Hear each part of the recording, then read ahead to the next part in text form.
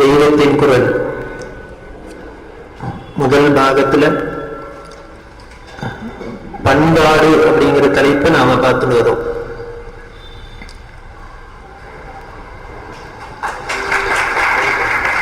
கலாச்சாரம் அப்படிங்கிறது இப்ப சொல்ற வார்த்தை. கலாச்சாரம் பண்பாடு அப்படின்னு இந்த வார்த்தை பதப்பிரயோகத்திலேயே ரொம்ப பெரிய வித்தியாசம் இருக்கு. ரெண்டையும் ஒரே அர்த்தத்துல நாம யூஸ் பண்ணினாலும் ஏதோ சினானிஸ் மாதிரி யூஸ் பண்றோம், ஆனா அர்த்தத்துல பார்த்தா ரொம்ப வித்தியாசம். பண்பாடு அப்படிங்கிறதுலேயே தெரியுது நமக்கு. ஒருத்தர் பார்த்தா சொல்றோம் ரொம்ப பண்புள்ளவர் சார், ரொம்ப கல்ச்சர் அப்படின்னு சொல்றோம். இதே கலாச்சாரம் அப்படின்னு வந்துருக்குன்னா அது ஏதோ ஒரு ஆற்று, அதை பத்தினவங்கள போயிடுறது. சோ ஒரு பண்புக்கும் ஒரு ஆற்றுக்கும் எவ்வளவு பெரிய வித்தியாசம் இருக்கு.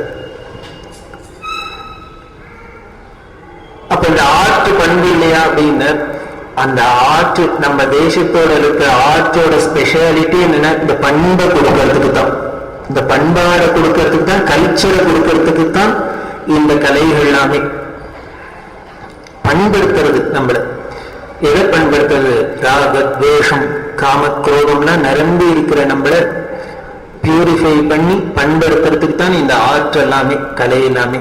எதை வேணா எடுத்து பாருங்க, ஒரு சங்கீதமா இருக்கட்டும், ஒரு நாட்டியமா இருக்கட்டும், ஒரு ஓவியமா இருக்கட்டும், ஒரு பேச்சா இருக்கட்டும், எழுத்தா இருக்கட்டும், எதுவா இருந்தாலும் அது மூலியமா நம்மளோட பண்பு வளர்றதுக்கு தான் உபயோகமா இருக்கும். அது ஒரு அல்டிமேட் லட்சியம் என்ன,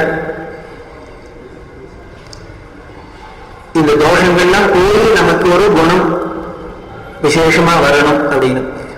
ஆனால் இப்ப இருக்கிறத பார்த்தோம்னா இதெல்லாம் நம்மளோட பண்பை வளர்க்கிறாப்புல இருக்கா, இன்னும் நம்மளோட பண்பை குறைக்கிறாப்புல இருக்கா அப்படிங்கிறதுதான் சந்தேகம். எல்லாமே சங்கீதம் தானே. உடனே கொஞ்சம் இந்த மாடர்ன் தாட் உள்ளவா, இதுல ஒரு அபிமானம் உள்ளவாளுக்கெல்லாம் என்ன ஒரு பெரிய வருத்தம் அப்படின்னா, இந்த கன்சர்வேட்டிவ்ஸ் எல்லாம் திருப்பி திருப்பி பழசையே வெட்டிங்கிறாலே புதுசா அக்செப்ட் பண்ண மாட்டேங்கிறா. என்னமோ அதுக்கு கொடி பிடிக்கிறா. எதுவா இருந்தாலும் நல்லதா இருந்தாலும் கெட்டதா இருந்தாலும் புதுசா இருந்தாலும் அதை அடாப்ட் பண்ணிக்கணும் அப்படின்னு ஒரு வாதம் இருக்கு. சிம்பிளா இருக்கு, நாம ஒரே வார்த்தையில முடிச்சிடுவோம். ஏன் அடாப்ட் பண்ணிக்கணும் அப்படின்னு கேட்டா, காலம் மாறி போச்சு சார். காலம் என்ன மாதிரி இருக்கு? கிருதயுகமா இருந்தது, திரேதாயுகமா மாறி இருக்கு, திரேதாயுகமா இருந்தது, துவாபர யுகமா இருந்தது, துவாபர யுகமா இருந்தது, கலியுகமா இருக்கு, அவ்வளவுதான். இப்ப கலியுகமா இருந்தது திருப்பி கிருதயுகமா ஆக போறது. ஆனால் கிருதயுகத்திலே ஒரு மனுஷன்னா எப்படி இருக்கணும், பண்பாடுன்னா எப்படி இருக்கணும், திரேதாயுகத்துலன்னா எப்படி இருக்கணும், துவாபர யுகத்துல எப்படி இருக்கணும், கலியுகத்துல எல்லாத்துலயும் ஒன்னாதான் இருக்கணும். கிருதயுகத்துக்கு ஒரு பண்பாடு, ஒரு குண விசேஷம், இனிமே திரேதாயுகத்துக்கு ஒண்ணு, துவாபர யுகத்துக்கு ஒண்ணு, கலியுகத்துக்கு ஒண்ணு அப்படின்னு பண்ண முடியாது.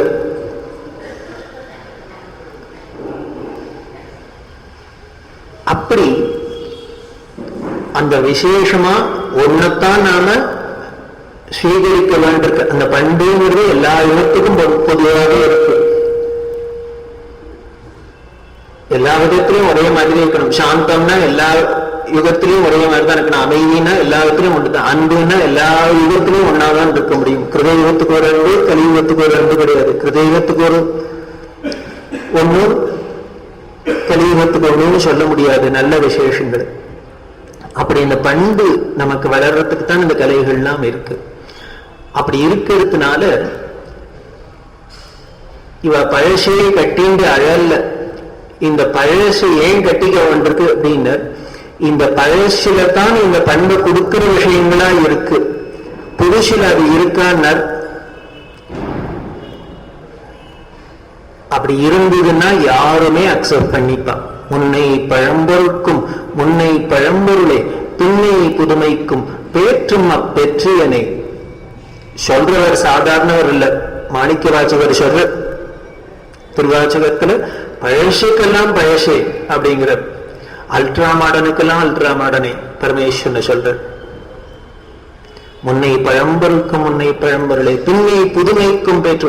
இன்னமே என்னென்னலாம் நாகரீகம் வரப்போதோ மாடர்ன் வரப்போதோ அத்தனை நீ தாங்கிற.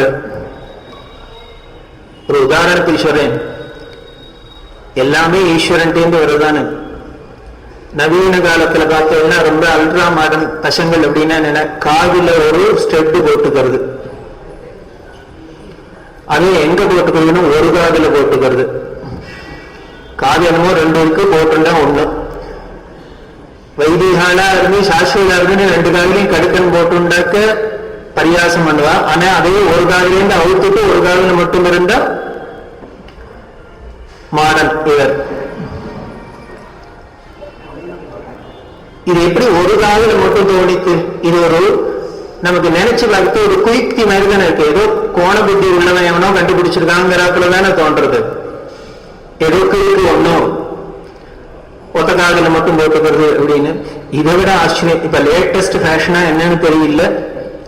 ஏதோ அன்னைக்கு ஏதோ வெளியில பார்த்தேன், ட்ரெயின்ல வரத்தே பார்த்தேன், ஒருத்தர் ரெண்டு காதலையும் போட்டுருக்கார். எப்படி போட்டுங்க, ஒரு காதல ஒரு தோடு, இன்னொரு காதல இன்னொரு தோடு. அதுதான் லேட்டஸ்ட் ஃபேஷனோ நம்ம தெரியல. இது ஒரு காதல போட்டுக்கிறது எப்படி பிரீத்தியா தோணும்? யாருக்கோ ஒருத்தருக்கு ஒரு நாளைக்கு தோணி அவர் காதல் எடுத்து போட்டு ஏதோ காலேஜுக்கு போய் அதை பார்த்துட்டு ரெண்டு ஃப்ரெண்ட்ஸ் எல்லாம் போட்டு இப்படித்தானே இந்த சம்பிரதாயம் பரவி இருக்கு.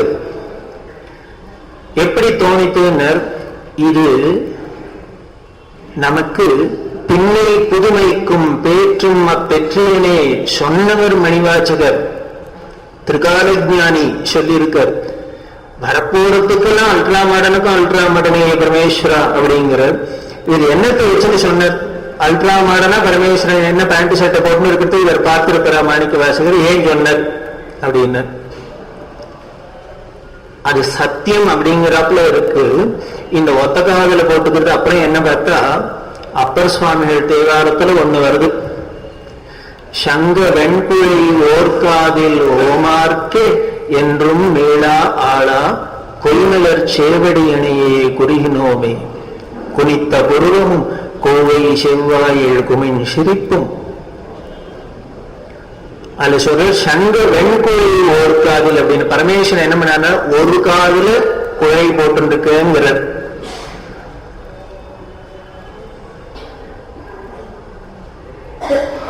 இப்ப இந்த ஒரு காதல குழை போட்டுருக்கிறவெல்லாம் ஸ்டெட் போட்டுட்டு போகலாம், டிராப்ஸ் போட்டுட்டு போகலாம். யாருன்னு பரமேஸ்வரனோட அம்சமா இருக்கா, அவ்வளவுதான். அவரும் ஒரு காதல போட்டுருக்க, நாங்களும் போட்டுக்கிறோம். அவர் ரெண்டு காதலையும் போட்டுருக்கிறவராகவும் இருக்கார். மகர குண்டலவிட மோகன வேஷா அப்படின்லாம் பாடுறோம். ரெண்டு காதலையும் ரெண்டு குண்டலத்தையும் போட்டு இருக்க அப்படின்னு சொல்றோம். அப்படி இருக்கிறது முன்னை பழம்பொருளுக்கும் முன்னை பழம்பொருளா இருக்காரு. இப்படி ஒட்ட காதல சங்க ஒன்றுகளை ஓர்க்காதில்னாக்க உடனே பின்னை புதுமைக்கும் பேற்றுமற் பெற்றியனே.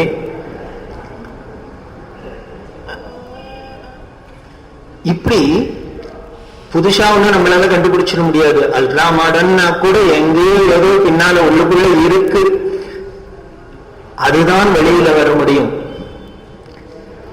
அதுதான் வருது, அதுதான் ஈஸ்வரன் அப்படிங்கிறது. அவரோட நம்மள அறியாத அந்த சாநித்தியம் இருந்துட்டு தான் இருக்கு, நம்மள கைது பண்ணிட்டு தான் போறது.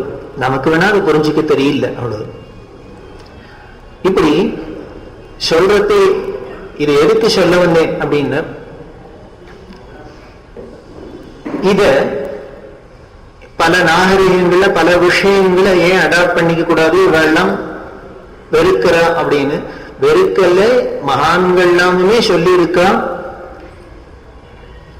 ஆனால் ஒரே ஒரு கண்டிஷன் என்ன அப்படின்னா, எப்போ அதை அக்செப்ட் பண்ணலாங்க, இந்த பண்பாடுங்கிறது நமக்கு குண விசேஷத்தை கொடுக்கும்னா, நம்மள வளர்க்கும்னா அந்த நாகரிகத்தை ஏத்துக்கலாம். இதை வளர்க்காத இன்னும் கீழே இறக்கும்னா நிச்சயம் ஏத்துக்க முடியாது. இதுதான் கண்டிஷனே வழி. இது பழசா புதுசா, அவா சொன்னதா இவா சொன்னதா, நேத்திக்கு இருந்ததா நாளைக்கு இருக்கிறது, இதுவே இங்க கணக்கு கிடையாது. ஒரே கண்டிஷன் இருக்கணும். எந்த ஒரு விஷயமா இருந்தாலும் அது நம்மள்கிட்ட இருக்கிற தோஷங்களை போக்கி நமக்கு இன்னும் கொஞ்சம் உயர்வை கொடுக்கும், நம்ம குணத்தை வளர்க்கும்னா அது அக்செப்ட் பண்ணிக்கலாம்.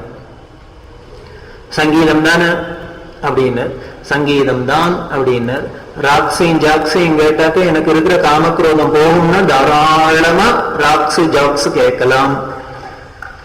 மாசம் மாசம் ராதா கல்யாணத்துல பாடலாம், ஆடலாம். பிரேக் டான்ஸ் ஆடினாக்க நமக்கு இருக்கிற ராகத்வேஷம் போகும்னா திவ்ய நாமத்துல அதையும் ஆடலாம், என்ன வேணா பண்ணலாம். ஆனா அப்படி பண்ண மாட்டேங்கிறது அது. அதுட்டு அது இல்லையே.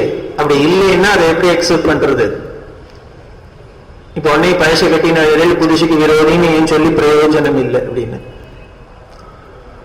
நமக்கு சங்கீதம் அப்படின்னா மணிக்கணக்கா பாடினாலும் ராமா கிருஷ்ணா கோவிந்தா அப்படின்னா இதை சொல்றதுக்கு டைம் என்ன வேண்டு கிடக்கு? 1/2 மணி தான் சொல்லணும், 1/4 மணி தான் சொல்லணும் அப்படின்னு. என்ன டைம்னு நீ பிறந்த அன்னியிலேருந்து போற அன்னி வரைக்கும் டைம், அவ்வளவுதான். ஆடுறதுக்கு என்ன டைம் அப்படின்னா ஆடுறதுக்கு எப்போ உனக்கு பக்தி பாவம் வந்ததோ ஆடிண்டே இருக்க வேண்டியதுதான். உன்னை உட்காந்து விடாது, அது உட்கார விடாது, ஆட்டி படைச்சிடும். ஆடணும் அப்படின்னா அவனை தாயே யசோதா பால்வடிய முகம் அப்படின்னு ஒரு பாட்டா இருக்கட்டும், இனிமே ஒரு ஆட்டமா இருக்கட்டும், எதுவா இருந்தாலும் அதை ஈஸ்வர சம்பந்தமா கொண்டு பண்ணி வச்சதுனால நம்ம கலைகள்ல அப்போ நம்மளோட எமோஷனல்லாம் அது அப்படியே புழிஞ்சு எடுத்துடுறது. எல்லாமே இனிஷியல் ஸ்டேஜ்ல தான் அந்த எமோஷன்லாம் இருக்கும். புதுசா பஜனைக்கு வரத்த வேணா ஆஹா ஒவ்வொன்று ஒரே மக்களமா ஆடுவோம், எல்லாம் பண்ணுவோம். ஒரு 10 வருஷம் போயிட்டோம்னா அப்புறம் கொஞ்சம் கொஞ்சமா இறங்கிடும். குழந்தை எல்லாம் ஆடட்டும் அப்படின்னு இவர் ரிட்டையர் ஆயிடுவார்.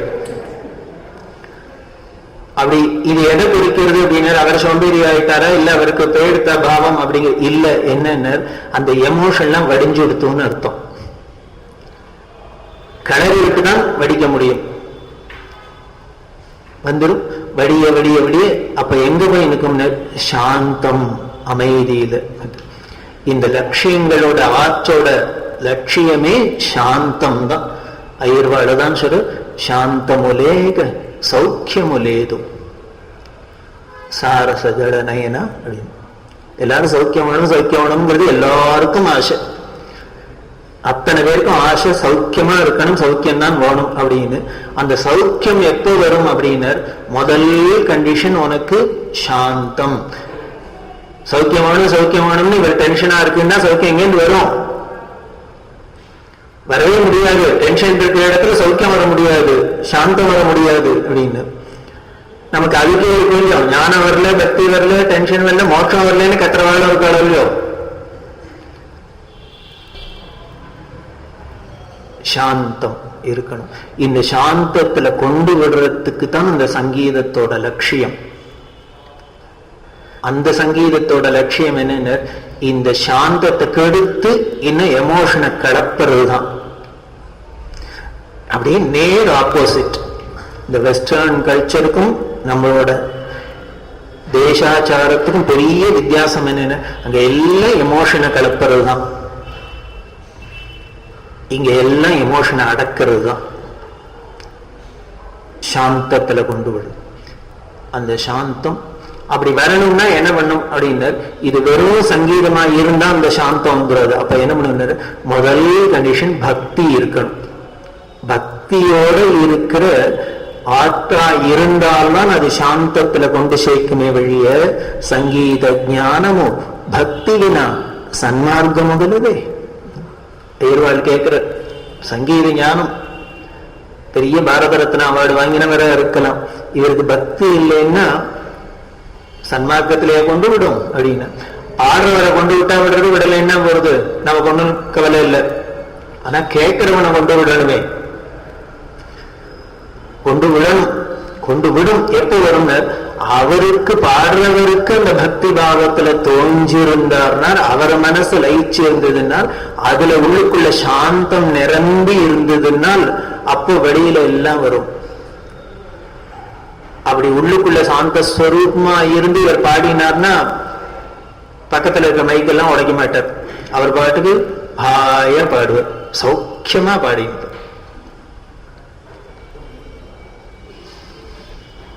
அதுதான் முக்கியம். அந்த பக்திங்கிற ஒண்ணு இருந்து அப்ப சங்கீதமா இருந்தாலும் சரி, நடனமா இருந்தாலும் சரி, எழுத்தா இருந்தாலும் சரி, படிப்பா இருந்தாலும் சரி, சமையலா இருந்தாலும் சரி, சாப்பாடா இருந்தாலும் சரி, எனி ஆர்ட், எனி கலை, அதுல பக்திங்கிற ரசம் அதுல தோன்றி கொடுத்துன்னா, அந்த பாவம் வந்துடுத்துன்னா நிச்சயம் அதோட பலன் சாந்தத்தை தான் கொடுக்கும், அமைதியைத்தான் கொடுக்கும். சமைக்கிறதையே பாருங்க, எல்லாம் ஒரு உதாரணத்துக்கு சொல்றேன். ஒரு அமைதியா இருக்கிற அம்மா வீட்டுல சமைச்சாள்னா சமைக்கிறதே தெரியாது. நான் எங்க அம்மா வச்சுன்னு சொல்றேன், எங்க அம்மா உள்ள காரியம் செய்யறாளா தெரியலையான்னு தெரியும். பிசாத இப்ப அவ பாட்டுக்கு ஏதோ ஸ்லோகத்தை சொல்லிட்டு அத்தை சொல்லிண்டு இத்தை சொல்லிண்டு காலங்காத்த அது எல்பியை போட்டுருவா பெருசா. நித்தியானந்தகிரியிலேருந்து ஆரம்பிச்சா அது பாட்டுக்கு போயிட்டு இருக்கும் தெரிஞ்ச ஸ்லோகத்தெல்லாம் சொல்லிட்டு. பக்தி பாவத்துல இவா பாட்டுக்கு சமைக்கிறது, சமைக்கிறதுல கூட இதோ நாம சாப்பிட்றதுக்கு சமைக்கிறதுங்கிறது இல்லை, அந்த பாவமே எப்படி வரும்னா சேங்காலிபுரம் தீட்சிதர் சொல்லுவார் உபன்யாசத்துல. அவாத்துல அவ அம்மாவும் பாட்டியும் எப்படி பேசிப்பாங்கிறத வச்சுன்னு அதை சொல்லுவார். எங்க பாட்டிக்கு எங்க அம்மா வந்து காலங்கார்த்தால கேட்போம், காலங்கார்த்தால நாட்டு பொண்ணு சமைக்கணும், மாமியார் ஆத்துல உட்கார்ந்துட்டு இருக்கா. என்ன பண்ணுவாளான்னு வந்து ஸ்நானம் பண்ணிட்டு வந்து குளிச்சுட்டு வந்து மாமியாருக்கு நமஸ்காரம் பண்ணிட்டு, அம்மா இன்னைக்கு என்ன சுவாமி நைவேத்தியம் பண்ணலாம், இதான் வார்த்தை. தீட்சிதர் சொல்லு, அந்த வார்த்தையே போரும். அது கேட்கறதையே இன்னைக்கு வெங்காய சாம்பார் பண்ணிட்டுமா, உருளைக்கிழங்கு கறி மட்டும், இது கிடையாது. எடுத்தோடனே வார்த்தையே சுவாமி நைவேத்தியம் என்ன பண்றது அப்படின்னு. இப்ப சுவாமி நைவேத்தியம் பண்ணுங்கிறது வெங்காய சாம்பார் பண்ணுன்னா சொல்ல முடியும்?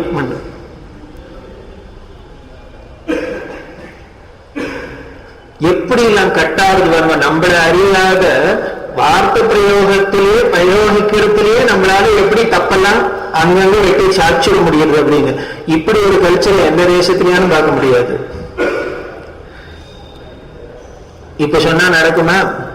நான் சமைக்கிறதுக்கு அவளை கேட்பானே, கேட்கறதுக்கு முதல்ல இருந்தான்னா மாமியாரத்துல, அப்புறம் என்னன்னு கேட்கறதுக்கு ஏஜ் ஹோமுக்கு தான் கேட்கணும், விருத்தாசிரமத்தை கேட்கணும்.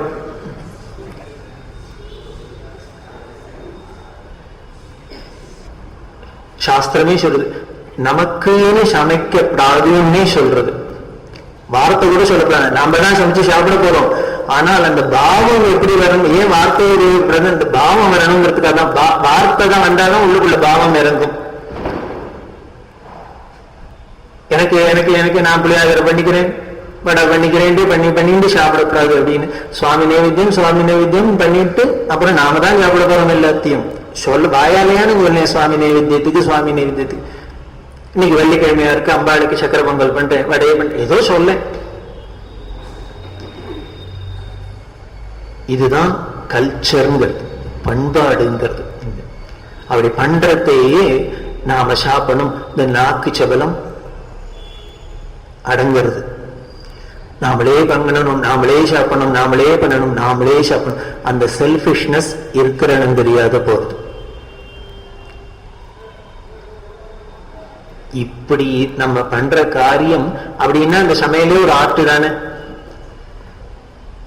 காலங்காலத்தாலே எதனோன்னு டென்ஷனா இத்த போட்டு அத்தை உடைச்சு உருட்டி அடிச்சுன்னு சமையல் பண்றதுக்கு ஒண்ணும் இல்லை. கடைசியில ரசம் வைக்கிறதுக்கு தான் சத்தம் தான் பெருசா இருக்கும், பிரயோஜனம் இல்லை. அதுவும் அதையும் பண்ணி சாப்பிட்டுட்டு வயிற்று தான் ரொம்ப போறோம். இதை பண்ணி அம்மா என்ன நைவேத்தியம் பண்றதுன்னு கேட்டாலும் வேறு தான் ரொம்ப போறது. ஆனால் இதுல ரொம்பது வேற, அதுல ரொம்பது வேற, பலன் வேற. அப்படி பண்ணினாலே அது இது எதுக்கு சொல்றேன்னு, சமையல் ஒரு ஆர்ட்னு சொல்லலே பக்தி பாவம் வேணும். இப்படி பக்தி பாவம் சுவாமி நைவேத்தியம்ங்கிற பாவத்தோட சமைச்சாலே அந்த ஆர்ட் பெரிய ஆர்ட் தான். அப்படி இதனாலதான் நம்ம ஸ்திரீகள்லாம் நம்ம தேசத்துல பார்த்து என்ன போன ஜெனரேஷன் வரைக்கும் வச்சுங்கோளே, ஒரு 80 வயசு மாமிகள் வரைக்கும் வச்சிருந்தா அவளுக்கு என்ன என்டர்டெயின்மெண்ட் இருந்தது லைஃப்ல? ஒண்ணும் இல்லை, சமையல் உள்ளுதான் அவளுக்கு என்டர்டெயின்மெண்ட். 24 மணி நேரமும் கரண்டி பாத்திரம் மண்டப் இதுதான். யாரான 2 பேர் வருவா அவளுக்கு சாத்த போடுறது, யாரான 2 பேர் வருவா அவளுக்கு யானை டிஃபனை கொடுக்கறது, காப்பி, இப்படிதான் பண்ணியிருந்திருக்காளே வழிய என்னமோ அன்னபூர்ணேஸ்வரனா காசியில தான் இருக்காங்க. எல்லா மாமிகளும் அன்னபூர்ணியா தான் இருந்தான். கையில கரண்டி எங்கேயுமாவே தான் நின்றுட்டான். இப்பதான் அன்னபூர்ணி காசியில மட்டும்தான் பார்க்கலாம். கரண்டி எங்கேயுமா பொம்மநாட்டி எங்கேயானு பார்க்கணும்னால் அம்பாள் ஒத்தி தான் இன்னும் கோயில் வைக்காத வச்சுட்டு இருக்கா. மீதி எல்லாரும் கோயில் வச்சாச்சு. எங்க இருக்குன்னு எல்லா கரண்டியும் சரவண பவன்ல. எல்லாரும் என்னவாயிட்டா பரமேஸ்வரன் ஆயிட்டா. பாத்திரத்தை கையில என்னன்னு எதுக்கும் ஒரு வரமுறை. சாப்பாடு ஒரு பெரிய ஆர்ட் தான், கலை தான். என்ன சாப்பாடு கலையா அப்படின்னு நிச்சயம் கலை. இந்த காலத்து குழந்தையில ஒரு நுனி இலையை போட்டு ஏதாவது ஒரு 10 ஐட்டத்தை பரமாறுங்கோ, அவளுக்கு இதை என்ன பண்ணணும், வாயில போட்டுக்கணுமா, அதுக்கு நெத்தியில வெட்டுக்கணுமா, மூக்கில போட்டுக்கணுமானே தெரியாது. பச்சடின்னா என்ன, பச்சடியிலேயே இனிமே வெள்ளை பச்சடி இருக்கு, புளி பச்சடி இருக்கு, தேங்காய் பச்சடி இருக்கு, தயிர் பச்சடி இருக்கு.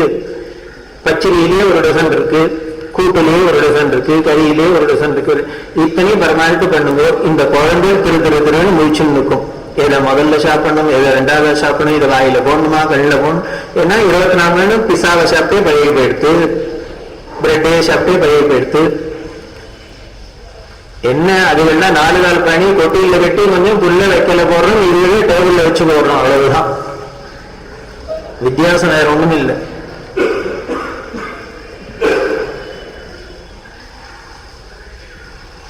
இதே ஜம்முன்னு ஒரு வைத்தியரை கிழவரை கூட்டு சாப்பிட்டோம்னா உட்காந்து வச்சா அவ சாப்பிட்ற அழக பார்த்தாலே ஆசையா இருக்கு. பெரியவா பார்த்து பார்த்து ஆச்சரியப்படுவான் சாப்பிட்ற அழக. திருச்சியில இருந்தா நேஷனல் காலேஜில் கேம்ப், நவராத்திரி கேம்ப், ரொம்ப கூட்டம். அந்த கமிட்டி எல்லாம் போட்டு, ரிசப்ஷன் கமிட்டி எல்லாம் போட்டு என்ன பண்ணா அன்னதானம் பண்ணணும் வருவாளுக்கு எல்லாம் பண்ணி பிரமாதமா நடந்திருந்தது. ஒரு 2 நாள் ஆச்சு, 3 நாள் ஆச்சு, தாக்கு பிடிக்க முடியல. என்ன சமைச்சு கட்டுப்படியாகல, போட்டு கட்டுப்படியாகல, இலை எடுத்து எச்சரிட்டு கட்டுப்படியாகல. அப்படி கூட்டம் வருது. காத்தால 11 மணி 12 மணிக்கு ஆரம்பிச்சா சாயந்தரம் 5 மணி 6 மணி மட்டும் சாப்பாட்டு கடையே நடந்துருக்கு.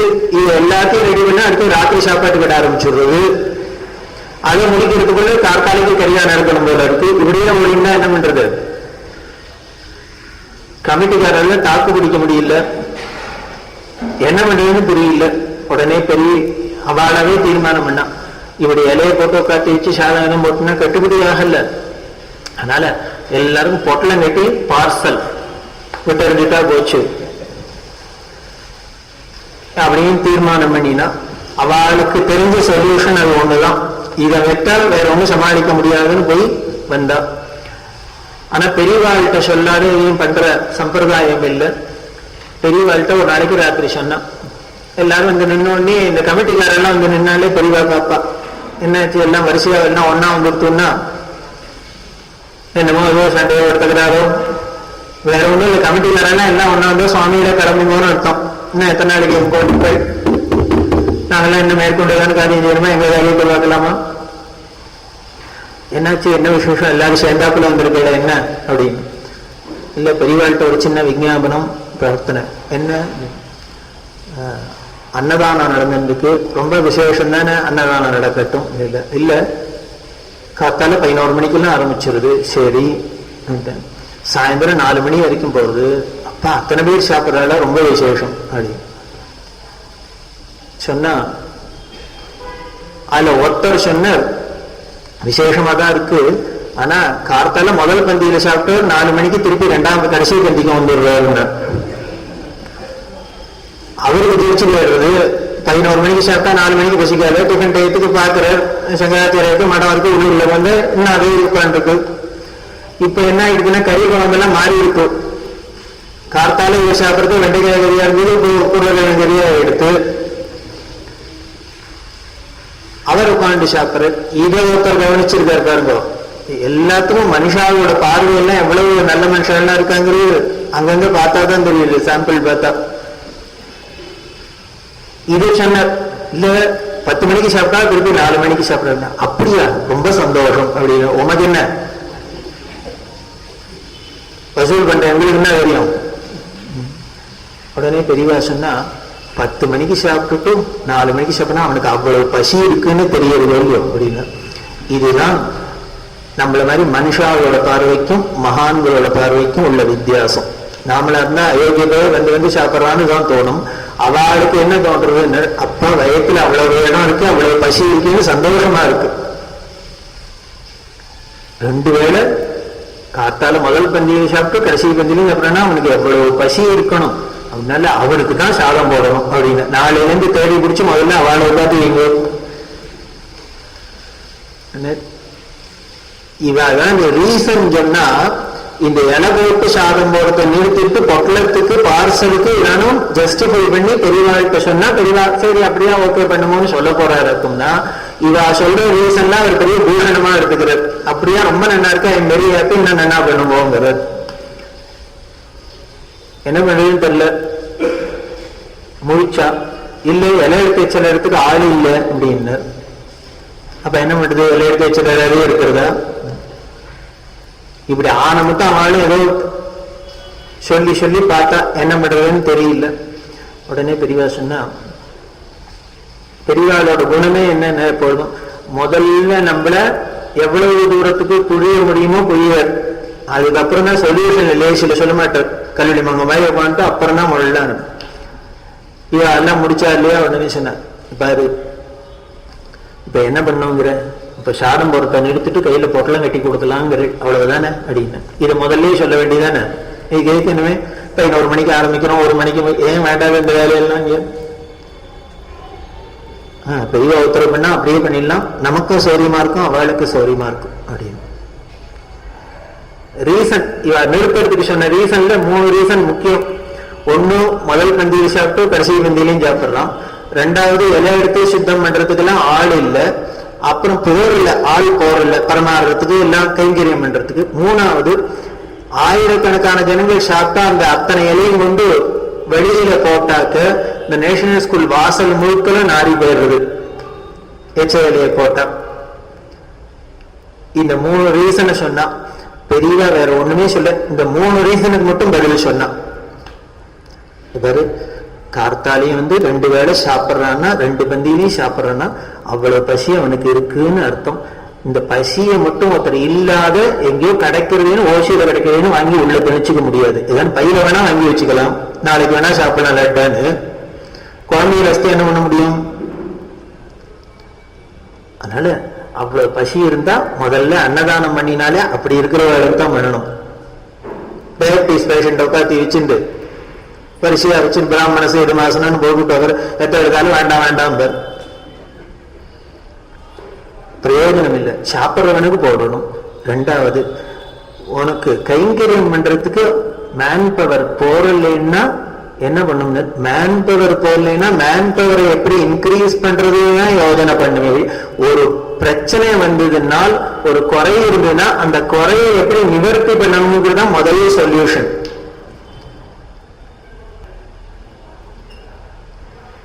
இப்பதான் இன்னும் பெருசா எம்பிஏ எல்லாம் பெருசா என்னமோ பீத்திக்கிறான் மேனேஜ்மெண்ட் டெக்னிக்கு எல்லாம்.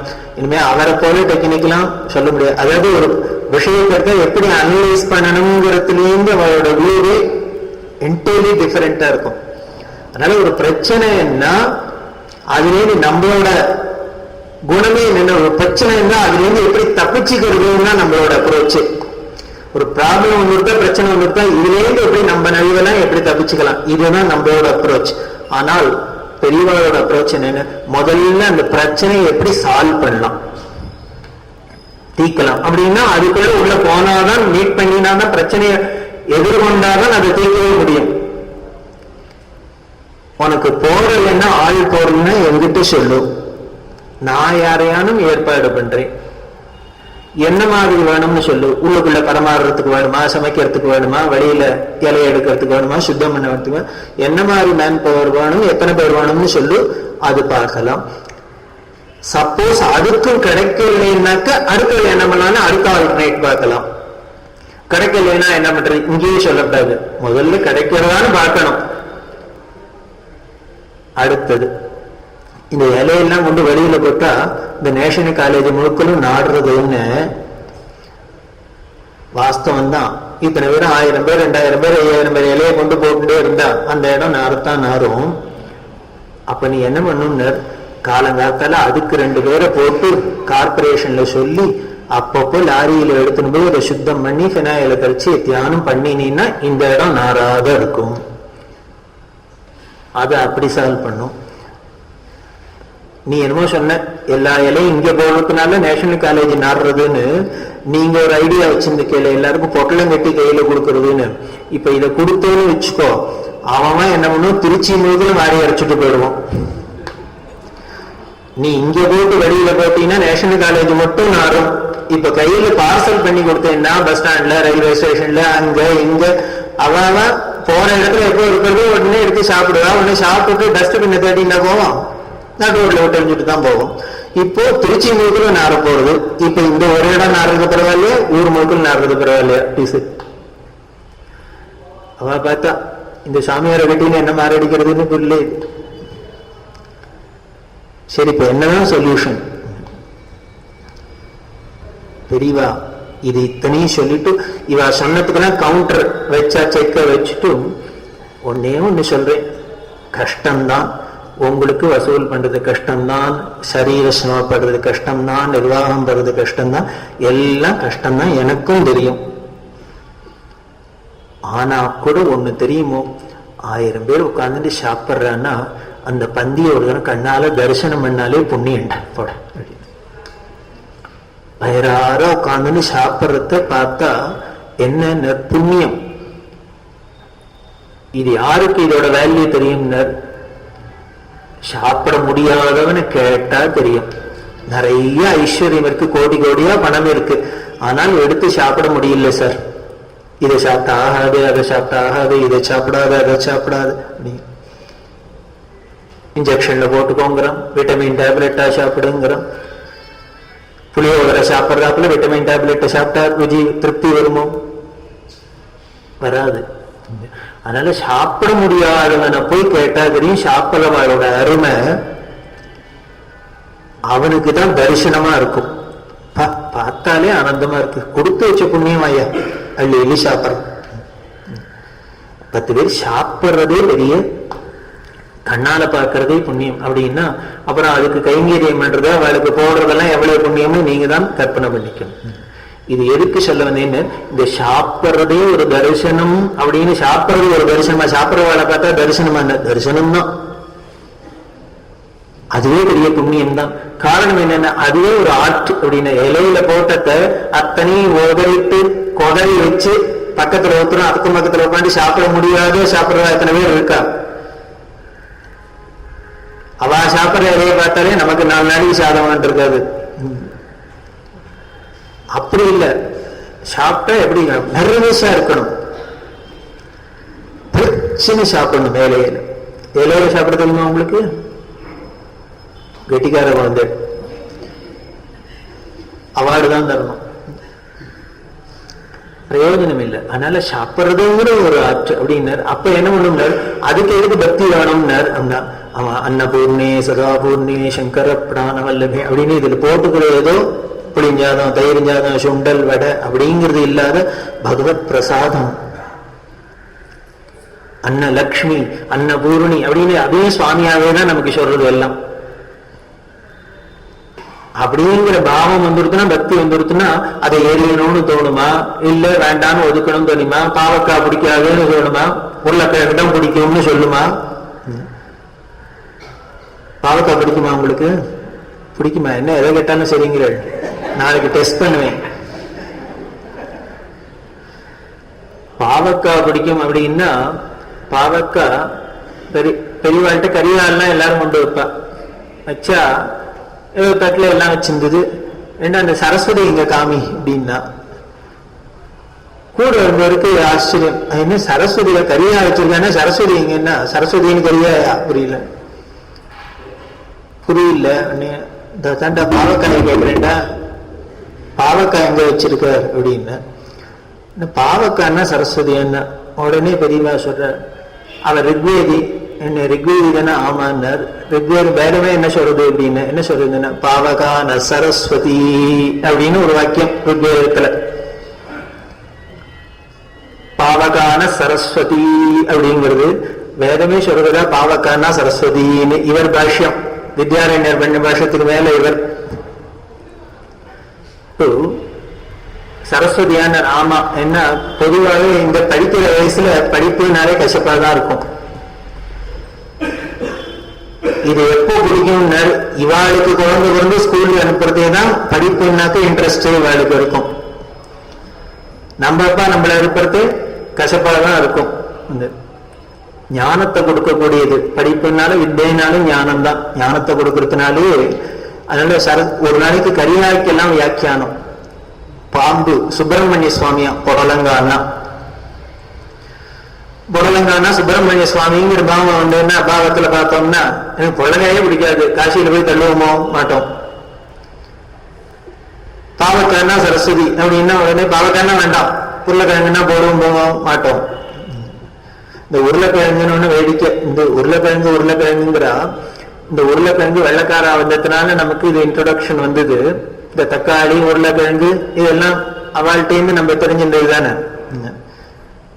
அப்புறம் தான் கேள்விப்பட்டேன் லண்டன்ல நிறைய உருளைக்கிழங்கு தான் விளையும், அதை எடுக்க போடுவாளாம், பன்னிக்கு போடுவாளாம், பன்னி மேயறதுக்குன்னு உருளைக்கிழங்கு வளர்ப்பாளாம் அப்படின்னு.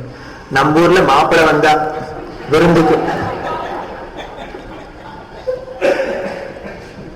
மாப்பிள்ளை வந்துட்டு உருளைக்கிழங்கு ரோஸ்ட் பண்ணு, அவ எதுக்கே போடுறா, நம்ம எதுக்கு போடுறோம். குழந்தைகளுக்கு எதை பிடிக்கும், அதுதான் பிடிக்கும் அப்படின்னா நம்ம போட்டாங்க. பிடிக்காது, அத்தை பிடிக்காது, இத்தை பிடிக்காது அப்படின்னு. பிடிக்காதுங்கிற ஏன் விடாதுன்னு இந்த கரிகாலே நம்ம ராகத்வேஷத்தை காமிக்க ஆரம்பிச்சுட்டோம்னா இது பிடிக்கும் அது பிடிக்காது, இதை தள்ளு அதை சேருனோம்னா என்ன ஆயிடும், நாளைக்கு கடைசி வரைக்கும் அதுலயே இருக்கும். ராகத்வேஷம் நாளுக்கு நாள் விளரும், டே பை டே டெவலப் ஆயிடும். அப்புறம் இவர் பாடினா தான் பிடிக்கும், அவர் பாடினா பிடிக்காது, இந்த பாட்டு தான் பிடிக்கும், அந்த பாட்டு தான் பிடிக்காது, இது தான் பிடிக்கும், அதுதான் பிடிக்கும். அது எந்த அளவுக்கு பெரும், இந்த சாமி தான் பிடிக்கும் அந்த சாமி பிடிக்காது அப்படிங்கிற அளவுக்கு கிடு கிடு கிடு கிடுன்னு போயிடும், கொண்டு விட்டுரும். அதனாலதான் என்ன பண்ணும்னு அந்த பிடிக்காதுங்கிற வேலையே வச்சுக்காது. பிடிச்சதும் இருக்கக்கூடாது பிடிக்காதும் இருக்கக்கூடாது. ஆனா முதல்ல என்ன பண்ணும்னு முதல்ல பிடிக்காதுங்கிறத விடு, எல்லாத்தையும் பிடிச்சதுன்னு வச்சுக்கோ. வச்சுக்கிட்டீங்கன்னா என்ன பண்ண ஒரு நாளைக்கு எல்லாமே விட்டுடும், பிடிச்சது எல்லாமே விட்டு போயிடும். ஒரு நாளைக்கு பிடிச்சதையும் விடுவேன் பிடிக்காதையும் விடுவேன் அப்படின்னு. இதை விட்டா அதை விட வேண்டாமா அப்படின்னு, இதை விட்டு அதை விட ஒன்னால ஏதோ ஒன்ன பிடிக்காது இருக்கவே முடியாது. மனுஷனா பிறந்தா எத்தையாலும் ஒன்ன பிடிக்கணும், ரெண்டு பிடிக்கிறதுக்கு ஒன்ன பிடி அப்படின்னா இந்த ரெண்டுல எது பெஸ்ட் பிடிச்சதுன்னே வச்சுக்கோ. எல்லாத்தையும் எதை பார்த்தாலும் பிடிக்கும் சார் எனக்கு. அதனாலதானே நாங்க டிவி சீரியல் பாக்குறோம். நீங்க ஏன் சத்சங்கத்துக்கு வான கழுத்தர்கள், அது கேட்டு பிரயோஜனம் இல்லை. அப்ப எல்லாமே பிடிக்கணும்னா கூட ஒரே கண்டிஷன், முதல்ல என்னென்ன அதுல பக்தி பாவம் இருக்கணும், நம்மள பண்பாட வளர்க்கறதா இருக்கணும், அவ்வளவுதான் நாங்க கண்டிஷன். இது ரெண்டுத்துக்குள்ளே நாங்க அடங்கி இருக்குன்னா நீ அதை வச்சுக்கோ பிடிச்சது அப்படின்னு. இதுதான் இது எதுக்கு சொன்னீங்கன்னா சாப்பிட்றதா இருக்கட்டும், சமைக்கிறதா சர்வமும் கலை தான், எல்லாமே ஆற்று தான், எல்லாமே நம்மளோட பண்பாடை வளர்க்கறதுக்கு தான், நம்மளோட குணத்தை விசேஷத்தை நமக்கு வளர்க்கறதுக்கு தான். அதுக்கு முக்கியமான விஷயம் என்ன வேணும்னு பக்திங்கிற ஒண்ணு இருந்தா போதும். அந்த பக்திங்கிற ஒண்ணு இருந்துருக்குன்னா இந்த பக்தியை வச்சு நாம எந்த விஷயத்தை கையில எடுத்திருந்தாலும் ஹேண்டில் பண்ணினாலும் அது நிச்சயம் நமக்கு நல்ல குணத்தை தான் கொடுக்கும், நம்மள மேலத்தான் தூக்கிவிடும், உயர்த்தும். உயர்த்துறதோட இல்லை, சாந்தத்தை கொடுக்கும், அமைதியை கொடுக்கும். அதுதான் லட்சியம், அதுதான் பண்பாடு. அந்த பண்பாட்டை அடையறதுக்கு, அந்த பண்பை அடையறதுக்கு தான் இந்த கலைகள்லாம் ஒரு கருவியா இருக்கிறதுனாலேயே அந்த பண்பாட்டை கலாச்சாரத்துக்கு உள்ள வித்தியாசமே இதுதான். இந்த கலைகளோட கலாச்சாரத்தோட லட்சியமும் இந்த பண்பை கொடுக்கறது தான், பண்பாட்டை கொடுக்கறது தான். அது அவசியம் முக்கியம். இதுதான் நமது தேசத்துல முக்கியமா அவ ஒரே ஒரு விஷயத்தை தான் பார்த்தா, ஒவ்வொரு விஷயத்திலும் அவ இதுதான் பார்த்தா.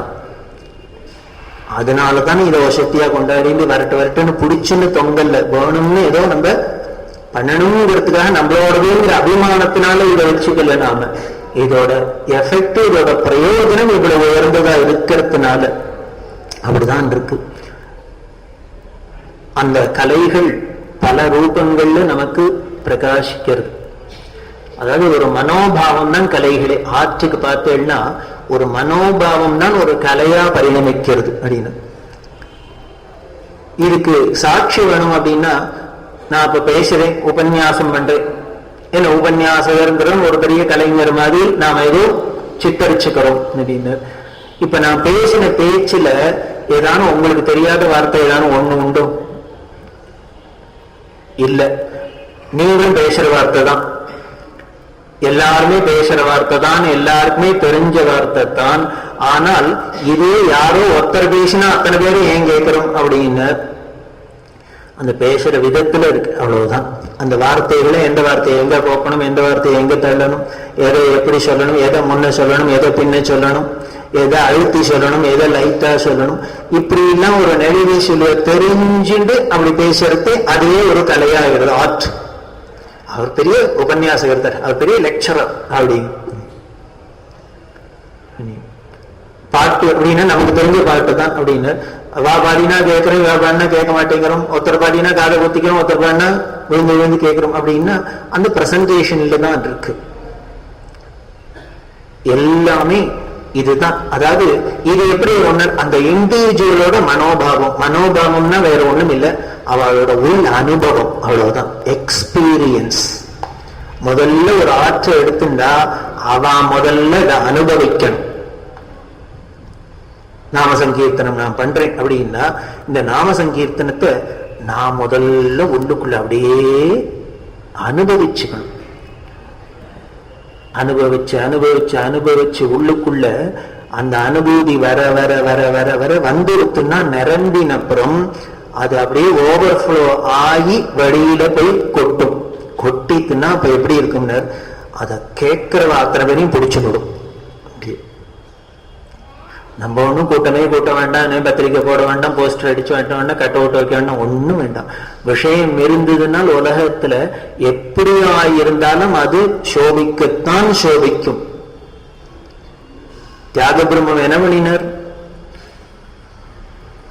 ஏதானும் நமக்கு ஏதான அவார்டு கொடுக்க போறா, நாளைக்கு இத்தனை பேருக்கு இப்போ சாப்பாடு போட போறது, எதே நினைச்சுட்டு ஒரு சாகித்யம் எழுதியிருப்பாரா? அவரே சொல்லிக்கிறார், ஏ ராமா, உங்ககிட்ட பட்ட கடனை நான் எப்படி தீர்ப்பேங்கிற தாசரதி, நீ ருணமும் தீர்ப்ப நான் தரமா அப்படின்னு. உங்ககிட்ட பட்ட ருணத்தை, உங்ககிட்ட பட்ட கடனை நான் அடைக்கிறதுக்கு என்னாலும் முடியுமா? சக்தி இல்லையே அப்படிங்கிற. அப்படி என்ன கடன் பட்டுட்டார்? எத்தனை ரூபா வாங்கினார் ராமர் தியாகராஜர்? என்ன கடன் பட்டாருங்கிறார்? என்ன இப்படி பண்ணிவிட்டியே அதுதான் அப்படிங்க. காரணம் என்னன்னா, ஆசை தீர தூரதேசம்புலு பிரகாசம்பு ஜேசின. இந்த தியாகராஜனை, இந்த தியாகராஜனோட பாட்டையும் என்ன பண்ணியார்? தூரதேசம்புலு ஃபாரின் கண்ட்ரீஸ்ல எல்லாம் பிரகாசப்படுத்திட்டியே அப்படின்னர். பப்ளிசிட்டி யாரு பண்ணினார் ராமருக்கு? பிஆர்ஓ யாருன்னு ராமச்சந்திரமூர்த்தி தான் தியாக பிரம்மத்துக்கு. அவர் சொல்ற அதே என்ன சொல்ற பதப்பிரயோகம் இருந்தும் ஆசை தீர அப்படின்னார். யாரோட ஆசை தீர? தியாகராஜோட ஆசை தீர இல்ல. நான் 10 பாட்டு எழுதியிருக்கேன், 10 பேர்ட்ட சொல்லும் போனேன், 4 இடத்துல பாடும் போனேன் அப்படின்னு இவர் சொல்ல இல்லையா? யாரு பாடினா? சுவாமிக்கு ஆசையா இருந்தோம். ஐயோ இப்படி விருகி கொட்டுறான், இதை ஒத்துமை வைக்காது, திருவிழாத்தோடு போயிடக்கூடாது அப்படின்னு இவர் போனாராம். தியாகராஜன் பாட்டு எழுதியிருக்கான், தியாகராஜ சாகித்யத்துக்கு தியாகராஜ சாகித்யம் இவர் உலகம் முழுக்களும் பிரகாசப்படுத்தினாராம். அதனால உன்னோட ஆசை தீரங்கிறார். நீ உன் ஆசையை தீர்த்துக்கிறதுக்காக என்னோட பாட்டை உலகம் முழுக்களும் பிரகாசப்படுத்தினியே. இப்படி நீ பாட்டை பிரகாசப்படுத்துறதுனால தியாகராஜன் ஒருத்தர் என்னோட பேரும் தானே பிரகாசம் ஆயிடுத்து. இப்படி என்ன தூக்கி விடுறியே, தூக்கி வச்சு நீ அழகு பார்க்கறியே, இப்படி நீ பண்ணின கைங்கிறதுக்கு இந்த கடனை நான் எப்படி உனக்கு அடைப்பேன் அப்படின்னாரு. என்ன பண்றது? இன்னும் 10 பாட்டு எழுதுவேன். அதே பாட்டை எழுதிட்டாரு. இதுதான் மகான்கள். அனுபூதினா அவ அனுபவிச்சா அனுபவிச்சத அவளால உள்ளுக்குள்ள வச்சு பூட்டிக்க முடியல, அத தானே வழிஞ்சுது. அருணகிரிநாதர் அப்படிதான் சொல்ற, உள்ளுக்குள்ள பூட்டி வச்சு பிடிச்சினாலும் முடியாத அப்படியே கொட்டுறதுங்கிற அவளால இருக்க முடியல. இப்படி பாட்டா இருக்கட்டும், எந்த ஒரு விஷயமா இருக்கட்டும், கலைகள்லாம் அவளுக்குள்ள அந்த அனுபவம் பழுத்து பழுத்து பழுத்து வெளியில எந்தெந்த ஒரு ஆற்றம், சில பேருக்கு பாட்டா வருது, சில பேருக்கு பேச்சா வருது, சில பேருக்கு எழுத்தா வருது, சில பேருக்கு ஆட்டமா வருது, ஒவ்வொருத்தருக்கும் ஒவ்வொன்னா வருது. இதுதான் கலைகள். அப்படி வந்துன்னா அந்த கலைய அப்ப அந்த அனுபூதிமான்கள்டேந்து வந்த கலையா இருந்ததுனாலே அது தெய்வீகமா இருக்கு. அவளுக்கு அந்த பழுக்கணும் அனுபவம் வரணும்னா அவள் அந்த பக்தி பாவத்துல அப்படியே லயிச்சு இருக்கிறதுனால அது அவ்வளவு பிரகாசம் ஏற்படும். அப்படித்தான் அந்த கலை இருக்கும். அந்த கலையோட அப்ப ஏற்பட்ட கலை தான் நமது தேசத்துல உள்ளது. நீங்க ஒவ்வொன்றையும் எடுத்து பார்த்தேன்னா போறோம், ஒவ்வொரு ஆஸ்பெக்ட்ஸையும் எடுத்து பார்த்துட்டு அந்த கலைகள்லாம் எப்படி எல்லாம் வந்திருக்கு, மனோபாவம் ஒவ்வொரு மகான்கள்டேந்தும் எப்படி எல்லாம் வார்த்தைகளா வந்திருக்கு அப்படின்னு பார்க்கறதே ஆச்சரியமா இருக்கு. அதுதான் அதோட லட்சியம். அப்படி இருந்தவள் எப்படி இருந்தான்னு சாந்தமா இருந்தா, அமைதியா இருந்தா. இன்னைக்கு வேணா நம்ம தியாகராஜ ஆராதனைன்னு கூத்தடிக்கிறோம், 10,000 பேர் நிக்கிறோம், 20,000 பேர் நின்று சாப்பிட்டு எல்லாத்தையும் டம்ளர்லாம் அங்கேயே விட்டு எறிஞ்சிட்டு வரும் அதிஷ்டானத்து மேல. அவ்வளவுதான். வேடிக்கையா இருந்தது. ஸ்ரீதர ஐயாவால் கங்கா தரிசனத்துக்காக ஒரு தரம் திருவிசநல்லூர் போயிருந்தோம். நல்ல கார்த்திகை மாசம்தான், ஒத்துக்கிறோம், நல்ல குளிர் மழை நாள் தான். சூழல் நிற்கிறது ஜனங்கள்லாம். அந்த கங்கா ஸ்நானம் பண்ணணும். அந்த கணத்திலேருந்து 4 பேர் மொண்டு தான் விட வேண்டியிருக்கு. விட்டா அந்த குளிருக்கும் அந்த மழைக்கும் சிலின்னு அந்த கணக்கு தண்ணிய தலையில ஊத்தினோன்னு சூடா ஒரு கப் காப்பி இருந்தாதான் தோன்றது. அதுக்கப்புறம் தான் ஸ்ரீதர ஐயாவால் பரமேஸ்வரன் கங்கை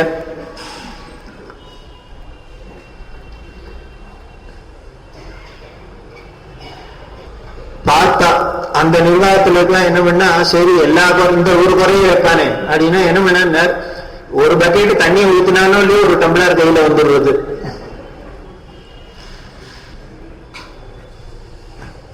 ராமகிருஷ்ண பாகவத்தை சொன்னேன், இந்த ஐயாவால் என்ன பெரிய சாதிச்சார் அப்படின்னு. அவர் வெறும் கங்கை தண்ணியை தான் கொண்டு வந்தார். இப்ப இருக்கிற கமிட்டி தான் இருக்கிறே பெரிய சாதனை, காப்பியே ஓடுறது. ஐயாவால கங்கையை தான் கொண்டு வர முடியும், நம்ம எல்லாம் சேர்த்தே கொண்டு வந்துருக்குமே. சரி, கொடுக்குற அளவு இந்த ஜனங்களோட இந்த வீக்னஸ் புரிஞ்சு அவளுக்கு ஏதோ அவளுக்கு ஒரு குழு உதவியாக இருக்கட்டும், ருசிக்காம இருக்கட்டுமே அப்படிங்கிறதுக்காக கொடுக்குறா.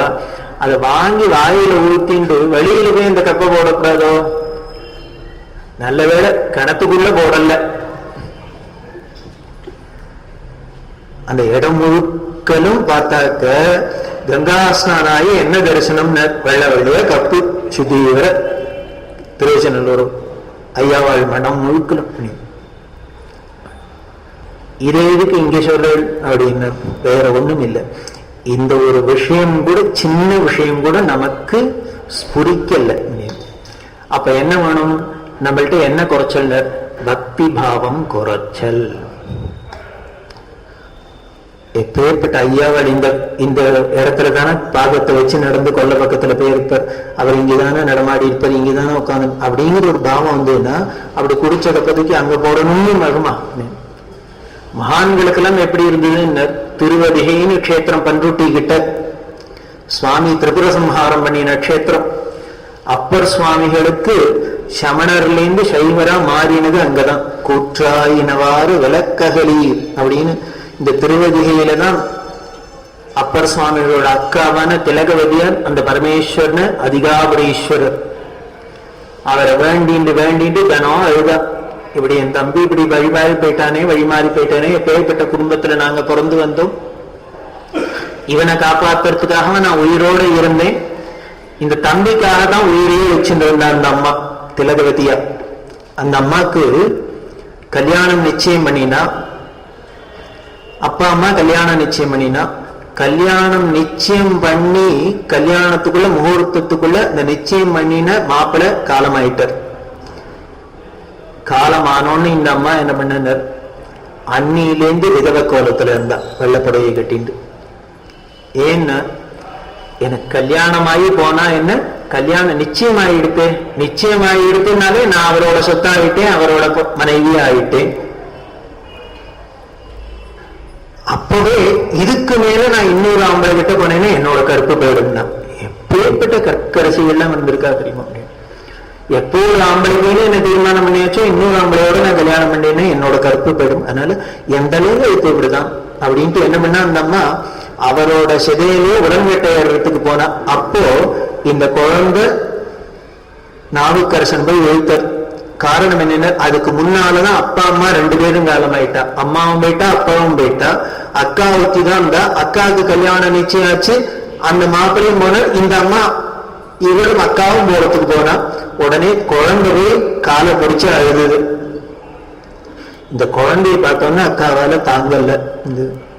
சரி இவனுக்காக இருக்கலாம் அப்படின்னு அப்பர் சுவாமிகளுக்காக உசுர வச்சுருந்தான். இதை சுவாமிகிட்ட சொல்லி அழுதா. ஏன்னா அப்படியே பெயர்க்கப்படாதா, இவன் இப்படி சிரிப்பா சிரிச்சு இப்படி சமணனா போய் இப்படி வேத நிந்தனை பண்றத பார்க்கணும் கேட்கணுங்கிறதுக்காக நான் உசுரோட இருந்தேன், எனக்கு இப்படி ஒரு தண்டனை கொடுத்துட்டியே அப்படின்னு சுவாமிகிட்ட அழுதா. சுவாமி பார்த்த இவளோட தாபத்துக்காகவே அவரை திருப்பி மாத்தின்றார். என்ன பண்ணார், சூளைனோன்னு வயிற்று வலியை கொடுத்தார். வந்த சம்ஸ்காரம் நல்ல குடும்பத்துல பிறந்திருக்க, ஏதோ கால தேசத்தினால ஏதோ குழப்புக்காக அமெரிக்கா போனா கூட அங்க போனாலும் சந்தியாவந்தனம் வேணாமா, இனிமேல் ருத்ரங்கத்துக்கு இல்லாம அப்படிதான குழந்தைகளுக்கு தோன்றது. இதெல்லாம் ஏதோ கால தேசத்தினால நமக்கு வரவேறையே ஒட்டாது. உள்ளுக்குள்ள ஒட்டினது அபிவாதேக சிவ ஆவத்சார நைத்ருவ திரையாரிஷே வாசிஷ்ட வைத்ராவுட கௌண்டின்ய இப்படின்னா பிரபரம் சொல்லிக்கிறோம். அவளோட தூரம்னா இங்க உள்ளுக்குள்ள ஓடின்னு இருக்கு, ஜீன்னா இருக்கு. அதனால நம்ம எங்கெல்லாம் மாறி என்ன போனாலும் நம்மளோட சம்ஸ்காரம் போகாது, அந்த ஆசையானும் போகாது. அப்படி இருந்ததுனால அப்பர் சுவாமிகள் திரும்பி வந்து அந்த திருவதிகையிலேயே உழவார பணியை பண்ணிட்டு அங்கேயே சுவாமியோடய இருந்து அங்க முக்தி அடைஞ்சார். அப்படிங்கிறது அந்த க்ஷேத்திரம். அதனால சுந்தரமூர்த்தி சுவாமியோட என்ன பண்ணார், இந்த பண்ருட்டிக்கு வந்தார். பண்ருட்டியிலேருந்து 4 கிலோமீட்டர். திருவதிகையிலவே அதிகாபடியில தான் அந்த சுவாமி திரிபுர சம்ஹாரம் பண்ணின க்ஷேத்திரம். அதை போய் தரிசனம் பண்ணோம்னா கதையை சொன்ன, இங்கதான் அப்பர் சுவாமி என்பவர் திலகவதியா இருந்தா அப்படின்னு. உடனே வெளியிலேயே நின்னுட்ட அந்த மகான்கள் அப்பர் சுவாமிகள் காலை முதிச்ச இடத்துல எங்கால வச்சு மதிப்பேனா, திலகவதியார் இருந்த இடத்துல உட்கார்ந்த இடத்துல நான் போய் காலை வைப்பேனா, அந்த ஊர் பக்கம் நான் வரமாட்டேன் அப்படின்னு. அவா எப்பேற்பட்ட மகான், அவா பாதம் பெற்ற இடத்துல, அவா உட்கார்ந்த இடத்துல, அவா நின்ன இடத்துல எங்கால வச்சு முடிக்க முடியாது. அதனால நான் இங்கேருந்தே சுவாமியை தரிசனம் பண்ணிக்கிறேன்னு வெளியில எல்லையில உட்கார்ந்துட்டே அதிகாபுரீஸ்வர பாடினர். இது எதுக்கு சொல்றேன் அப்படின்னர், மகான்களோட சுந்தரமூர்த்தி சுவாமியோட ஸ்திதி என்ன, எப்பேற்பட்ட மகான். அவர் அப்பர் சுவாமிகள் முதிச்ச இடத்துல நாம் போய் மதிக்கப்படாது, திலகவதியார் முதிச்ச இடத்து. அதே மாதிரி சீர்காழிக்கு நம்ம ஞான சம்பந்தர் வந்த இடம் இருக்கிறதுனால போக மாட்டேங்கிறார், அவர் குதிச்ச இடத்த நான் எப்படி மதிப்பேங்கிறார். அப்படின்னா மகான்களோட பாவம் அப்படி இருக்கணும்.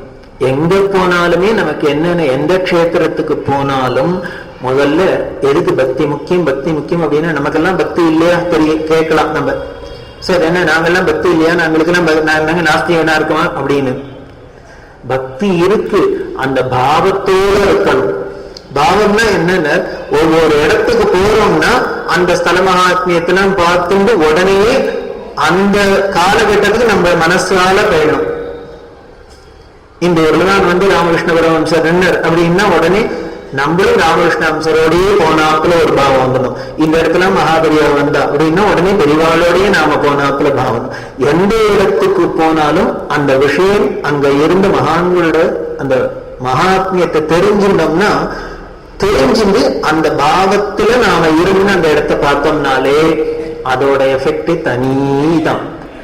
அப்படி இருந்துடுத்தோம்னால் இந்த இடத்துல தானே ஐயாவாள் கங்காஸ்தவம் பண்ணியிருப்பார், கங்கை பொங்கி பிரவாகமா வழிஞ்சிருக்கும் அப்படிங்கிற எண்ணம் வந்துடுத்தோம்னால் அப்புறம் கப்பை விட்டு எறியணும்னு தோணாது.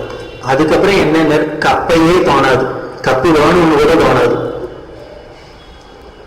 அந்த பாவம் தான் வரணும். இதுக்காக தான் சொல்றோம், எந்த ஒரு விஷயமா இப்படி ஒரு பண்ணினாலே நம்ம தரிசனம் பண்றதே ஒரு ஆர்ட் தானே, கோயிலுக்கு போறதே ஒரு கலை தானே, எதுவுமே ஒரு ஆற்றா தானே ஆயிடுறது. எந்த காரியம் பண்ணினாலும் இந்த பாவத்தோட பக்தியோடு பண்ணினோம்னா அதுவே ஒரு பெரிய ஆற்று தான். அது பிரகாசிக்கிறது. இதுதான் பண்பாட்டோட ஹிருதயஸ்தானம். அதுக்கு ரொம்ப முக்கியமா இருக்கிறது இந்த பக்தி. பக்தி அப்படிங்கிறது அந்த பக்தி பாவத்தோட நாம இப்படி எந்த ஒரு கலையும் ஹேண்டில் பண்றதே, அதை பழகிறதே நமக்கும் பிரயோஜனமா இருக்கு, அடுத்தவாளுக்கும் அது பெரிய பிரயோஜனமா இருக்கு. அதுதான் முக்கியம்.